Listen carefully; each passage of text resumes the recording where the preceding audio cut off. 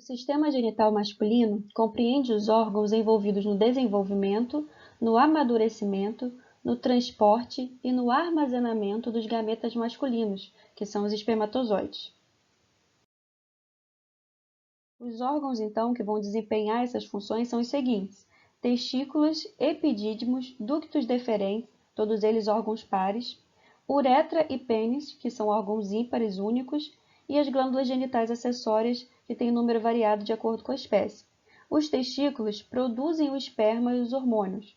O epidídimo armazena os espermatozoides durante o seu amadurecimento antes da passagem para o ducto deferente e pela uretra.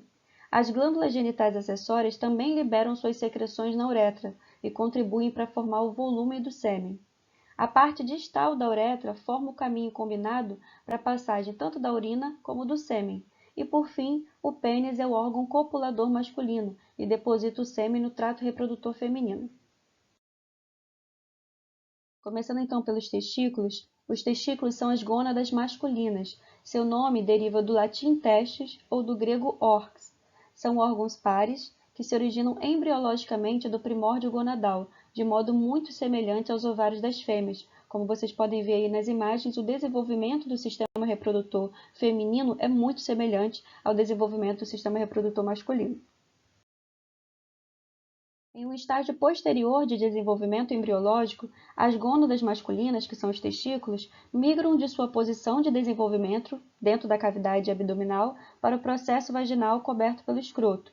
Esse processo é denominado descida dos testículos e depende do gubernáculo dos testículos, que é um cordão mesenquimal envolvido em peritônio que se prolonga dos testículos pelo canal inguinal até o processo vaginal.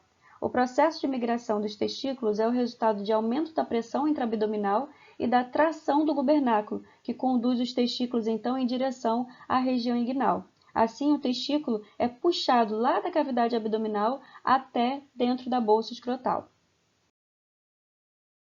Esse descenso testicular, ou descida dos testículos da cavidade abdominal para dentro da bolsa escrotal, é vital para a espermatogênese, ou seja, é vital para a produção dos gametas masculinos, que são os espermatozoides, dos mamíferos domésticos, já que a posição do escroto fora da cavidade abdominal reduz a temperatura dos testículos em comparação à temperatura corporal. Nessas imagens, mostrando para vocês a região inguinal de um filhote de cão recém-nascido e, na segunda imagem, os testículos e o gubernáculo de um feto suíno. Esse gubernáculo, como a gente já mencionou, é um cordão que vai puxar esse testículo para dentro da bolsa escrotal. Então, o testículo no seu desenvolvimento está lá na cavidade abdominal. E é esse gubernáculo aí, com a ajuda da pressão da cavidade abdominal, que vai puxar o testículo para dentro da bolsa escrotal. Por que isso? Porque a temperatura do corpo, a temperatura da cavidade abdominal, é mais alta do que a temperatura na bolsa escrotal. E essa temperatura mais alta inviabiliza a espermatogênese, que é a produção dos espermatozoides. Por isso que o testículo tem que descer para a bolsa escrotal, porque lá é mais fresquinho, vamos dizer assim, e aí ele consegue realizar a espermatogênese de forma adequada.